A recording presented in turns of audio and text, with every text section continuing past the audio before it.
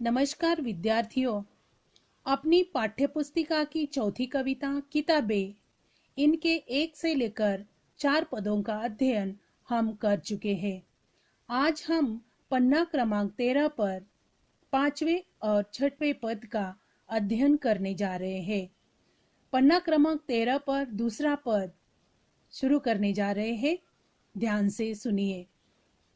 कभी सीने पे रख के लेट जाते थे, कभी गोदी में लेते थे, कभी घुटनों को अपने रिहल की सूरत बनाकर नीम सजदे में पढ़ा करते थे। छूते थे जबी से वो सारा इल्म तो मिलता रहेगा आइंदा भी। इस पद के शब्दार्थ में आपको समझा रही हूँ। पहला शब्द है सीने, जिसका अर्थ है छाती। दूसरा शब्द है गोदी, गोदी यानी गोद। तीसरी लाइन में शब्द है रिहल, रिहल यानी किताब पढ़ने के लिए जब रखा जाता है, ऐसे लकड़ी का बना हुआ एक प्रकार का खुलने और बंद होने वाला एक साधन, जिसके ऊपर किताब रखकर हम पढ़ सकते, उसे रिहल कहा जाता है।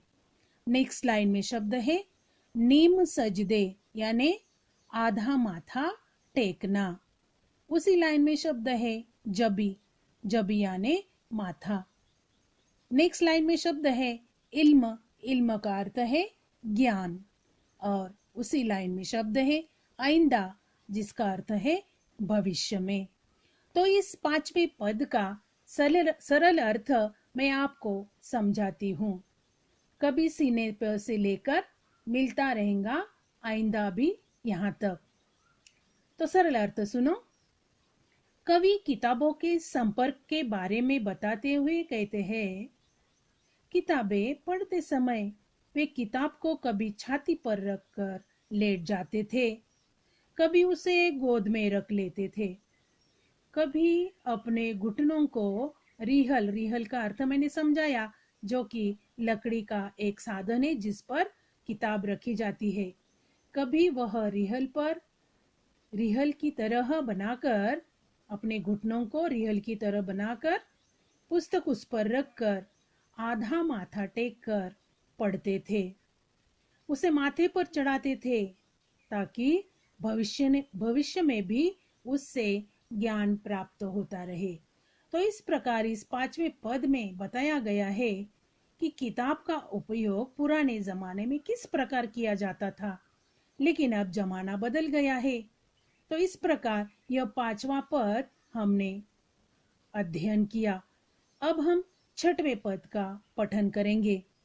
6वां पद है, मगर वो जो किताबों में मिला करते थे सूखे फूल और महके हुए रुख के, किताबें गिरने उठाने के बहाने रिश्ते बनते थे, उनका क्या होगा?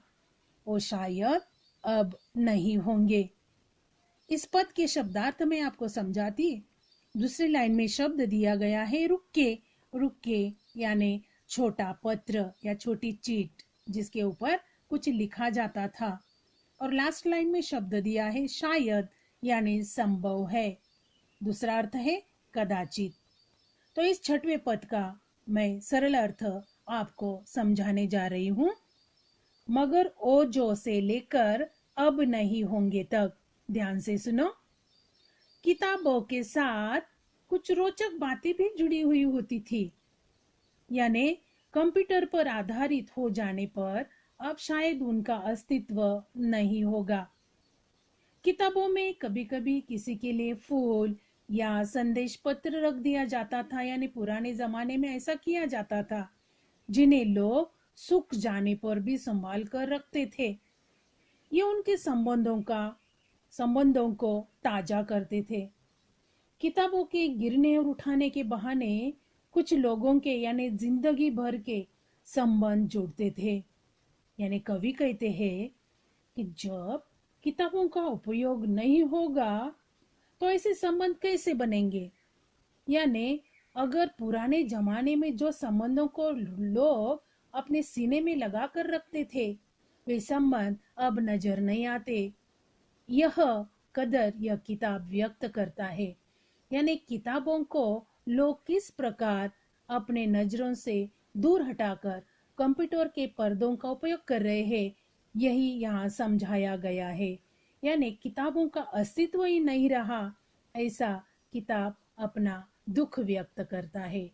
तो इस प्रकार मैंने आपको ये दो पदों का सरल अर्थ समझाया। इसके बाद मैं आपको शब्दार्थ लिखने दे रही हूँ। शब्दार्थ के बाद कविता का सरल अर्थ यानी पांचवा पद, कभी सीने पे से लेकर मिलता रहेगा आइंदा भी, इसका भी सरल अर्थ मैंने आपको दिया है, उसका लेखन करना है। और उसके बाद छठवां पद, मगर वो जो से लेकर अब नहीं होंगे तक, इसका भी सरल अर्थ आपको मैंने लिखने के लिए दिया है।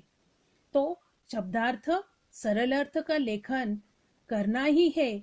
उसके बाद मैंने आपको सूचना दी है कि पन्ना क्रमांक 30, 31, 32 और 33 यानी तुम्हारी नवनीत हिंदी की, वहाँ यह किताबे कविता का प्रश्नोत्तरों का लेखन वहाँ देखकर आपको करना है। तो बच्चों, इस प्रकार किताबे कविता मैं यहाँ समाप्त करती हूँ। धन्यवाद।